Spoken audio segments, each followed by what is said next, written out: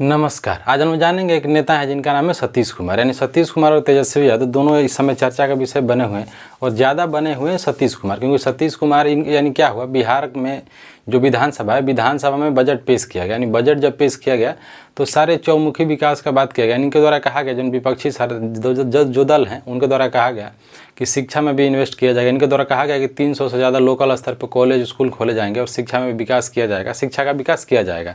फिर इनके द्वारा ट्रांसपोर्ट में भी कहा गया। इनके द्वारा जो मुख्य बात कहा गया वो मुख्य बात ये है कि इनके द्वारा कहा गया कि जो बीपीएससी का जो एग्ज़ाम है, बीपीएससी का एग्ज़ाम है, जो एग्ज़ाम कराया गया था वो लीक हुआ था, यानी धांधली किया गया था।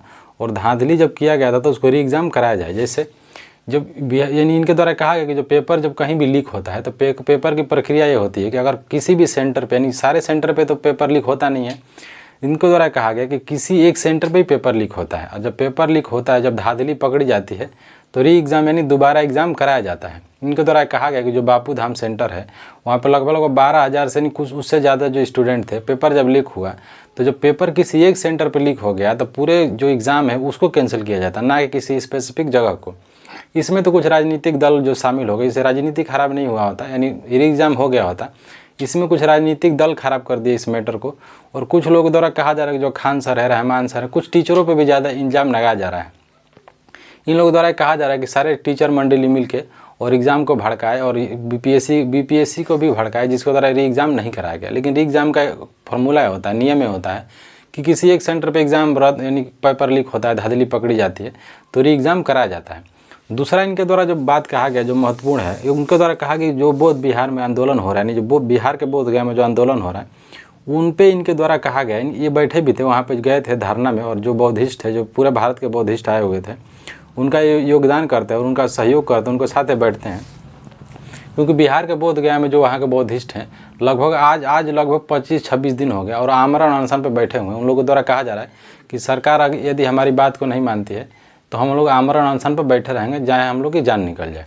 तो जाते हैं इनके द्वारा संसद यानी जो विधानसभा है, विधानसभा, क्योंकि ये जो विषय है, जो बीटीएमसी एक्ट बनाया गया था 1949 बनाया गया था, इस एक्ट का जो संचालन है, यानी जो मंदिर होता है, मंदिर आता है राज्य के विषय में, केंद्र के विषय में नहीं आता है। तो मंदिर का संचालन करती है राज्य सरकार, और जो नियम बनाया गया था राज्य सरकार के द्वारा बनाया गया था। तो इसमें कहा गया था कि 5 टोटल मिलाकर 9 सदस्य होंगे। और विवाद का कारण यही बना कि जो 9 सदस्य होंगे, 9 में से 4 हिंदू हो गए और 4 बौद्धिस्ट हो गए, और जो उसके मेन अध्यक्ष होंगे वो हिंदू होंगे। तो 5 लोग तो हिंदू ऐसे ही हो गए। तो इनके द्वारा कहा गया कि जब सरकार है, सरकार को इस नियम को हटाना चाहिए, क्योंकि अनुच्छेद 26 में अनुच्छेद 25 और 26 सबको अपना धर्म मानने का और मानने के साथ साथ उसका आचरण करने का अधिकार संविधान देता है। इसलिए जो बौद्धिस्टों का जो मंदिर है, बौद्धिस्टों को सौंप देना चाहिए, उसमें ब्राह्मणों को हस्तक्षेप नहीं करना चाहिए। इनके द्वारा राम मंदिर पर कहा गया कि जो राम मंदिर का जो वास्तुकला है, जो मूर्ति बनाता है, वहाँ के चमार बनाते हैं, जो दूध का काम कुछ मल्लाह करते हैं, मौर्य करते हैं, यादव करते हैं, इनके वर्ग आधारित इनके द्वारा कहा गया कि जो मंदिर का किसी भी मंदिर का जो निर्माण होता है उसके निर्माण कार्य में अछूत और शूद्रों के द्वारा किया जाता है। यानी सब उसका वास्तुकला कौन करता है, उनको द्वारा सही कहा गया। किसी मंदिर को अगर बनाया जाता है तो मजदूर कौन होता है, यानी निम्न जाति के लोग होते हैं। वास्तुकला में भी आज भी देखा जाए तो वास्तुकला में निपुण कोई बिरादरी है तो निम्न जाति है, जैसे चमार हो गई, अन्य जैसे जातियाँ हो गई। मुख्य रूप से जो चमार वर्ग के जो लोग होते हैं वही लोग ज़्यादातर मूर्तिकार बनाते हैं। मूर्तियों का निर्माण उन्हीं लोगों द्वारा किया जाता था। खैर, मूर्तियों का इतिहास अलग है, क्योंकि मूर्ति कला का विकास हुआ था बौद्धिज्म में।